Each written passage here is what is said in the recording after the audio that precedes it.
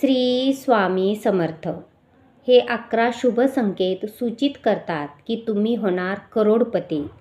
वास्तुशास्त्रानुसार असे म्हटले जाते की जेव्हा एखाद्या व्यक्तीवर संपत्तीचा वर्षाव होणार असतो, म्हणजेच तो श्रीमंत होणार असतो, तेव्हा निसर्ग काही खास संकेत देतो. श्रीमंत होण्याआधीच हे 11 शुभ संकेत दिसू लागतात. याकडे कधीही दुर्लक्ष करू नका. हे शुभ संकेत सूचित करतात की जेव्हा तुमच्या आयुष्यात काही मोठे आणि आनंददायी बदल होणार आहेत आणि देवी लक्ष्मी लवकरच तुमच्या घरी येणार आहे. हिंदू धर्मात माता लक्ष्मीला संपत्तीची देवी म्हटले जाते. ज्या व्यक्तीवर देवी लक्ष्मी कृपा करते त्यांना कधीही पैशाची कमतरता भासत नाही. देवी लक्ष्मीला प्रसन्न करण्यासाठी लोक आपल्या घरात विविध उपाय करत असतात.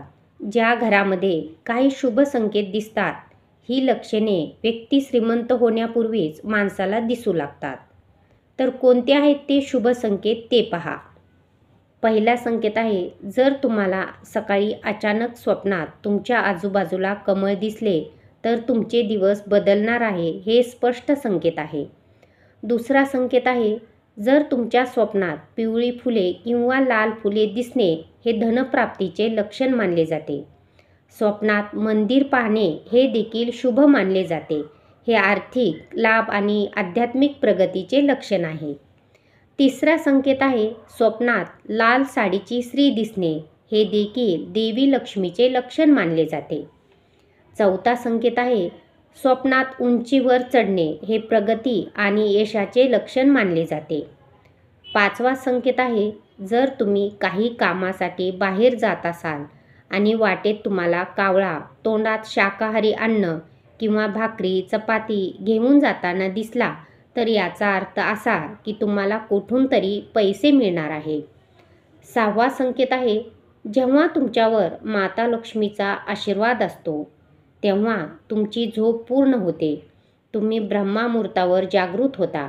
तुमची दैनंदिन दिनचर्या सुधारू लागते.